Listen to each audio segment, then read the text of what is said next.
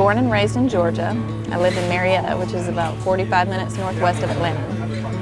And I always knew that I wanted to be an artist. I think I was like 5 years old when I started telling my parents that. And as my dad has told me, they thought I would grow out of it. My name is Ashley Harwood. I live in Charleston, South Carolina, and I am a woodturner.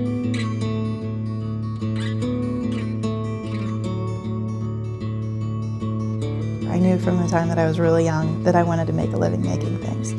And for me, it was about deciding on an avenue to go, which direction was I going to take. I went to college for art. I went to Carnegie Mellon in Pittsburgh, and I studied sculpture and installation art. So about the least practical form of art I could find to major in. And as I was getting out of school, I was realizing, wow, I don't really feel like I learned how to make a living at this. I did have a strong interest in glass blowing. I actually worked at a neon shop for a while. Had to go in a different direction, but I like to think that maybe someday that'll be something I'll get back to.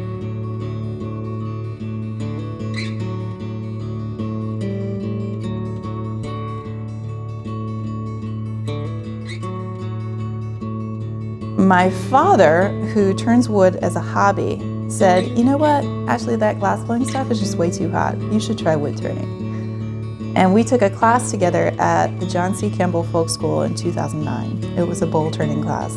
That was my Christmas present from my parents that year. And I thought, okay, this is pretty cool.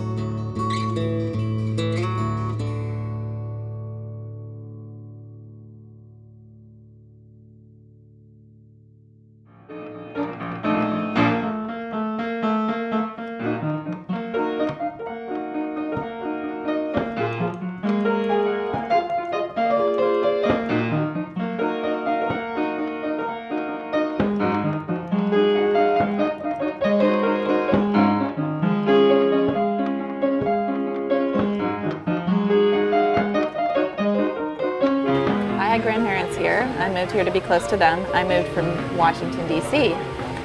And the thing that struck me immediately was that people were just happier.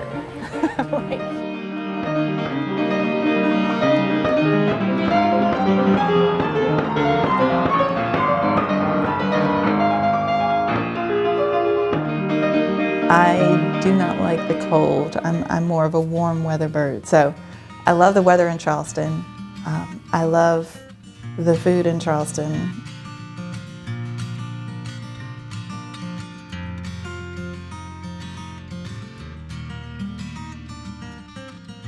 I eat kind of a lot.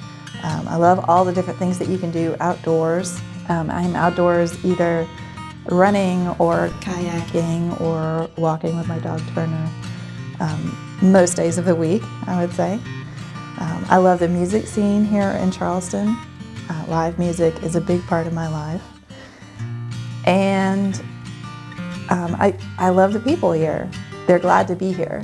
And I think it really has a different feel from maybe a larger, busier city. People are really able to slow down here and enjoy life. No, I got nothing. I'm not hearing anything. No, I've never had anything like this before. It's so super light.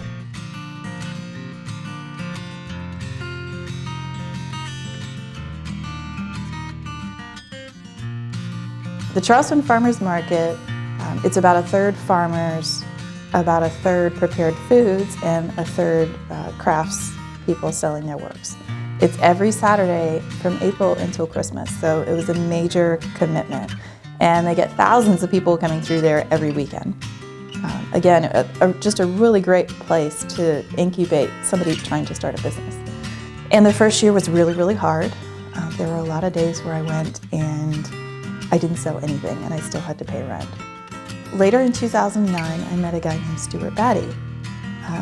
Stuart is a third-generation wood turner who grew up turning in the trade in England, and he was starting up his own tool company at the time. Stuart said, how about I teach you how to be really good at wood turning and you can help me sell my tools? And I thought, that sounds like a pretty good deal. But I also learned how to teach. I learned how to teach hands-on classes and I learned how to give demonstrations. And everything kind of kept building from there. So here we are in Marion Square. This is where the Charleston Farmers Market happens, and this was my spot for the last couple of years that I did the market. Right next to me, over here, were my friends Pam and Jim, who had coffee and tea. It was really important for me to have a constant stream of coffee going all day long. I would have my lathe like right over here. Yeah, this would be where all the magic happens. If I wasn't a woodturner, well, I thought about a career in lounge singing, actually. I thought that might be fun. Or another career option that I considered was hustling at pool. I thought I'd be pretty good at that too.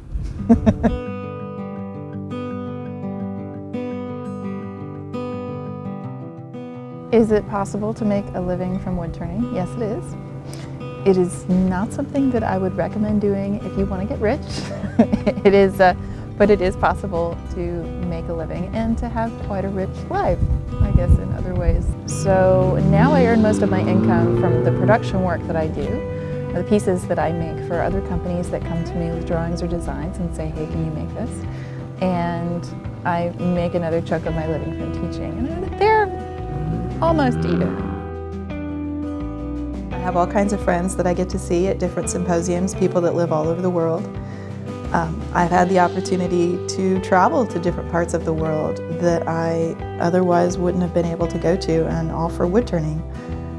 Places like Australia, Belgium, Ireland, Spain, Panama. I taught some natives in the rainforest how to turn wood as an alternative way for them to make a living. It's been a crazy journey, and I never would have imagined that it would have taken me to the number of places that it has. Some people have told me that their daughters are inspired, or granddaughters, and you know that they're getting out into the shop and starting to handle some tools. I think I got one email from somebody telling me that his daughter had gone to school and was telling her teacher about how she was working in the shop with her dad. The teacher said something like, oh, well, the wood shop is for boys, like girls don't do that. And she was kind of upset, and she came home and her dad's like, you know, what's wrong? And she's explaining what happened. And her dad was like, come here a second, and pulled up my Facebook page and was showing her a number of different pictures. And he said that her eyes just lit up. And she was like, wow, she kicks butt, you know. So like, I don't know, it's cool to hear stories like that.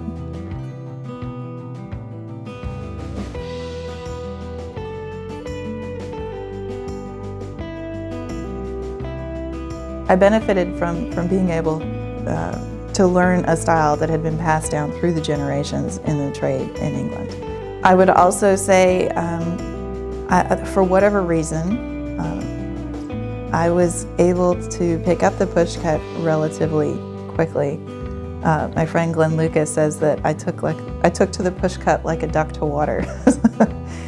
I think that a number of different things that I've done in my life kind of helped me to pick that up, from playing the piano to glass blowing to all the different types of things that I was making in school. I think there's a certain amount of tactile ability that I was able to draw from in order to do that.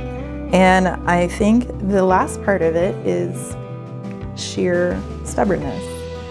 I was absolutely determined. Once I make up my mind on something, I'm not going to let it go. If I make up my mind that this is what I'm going to do, I'm going to do it, come hell or high water.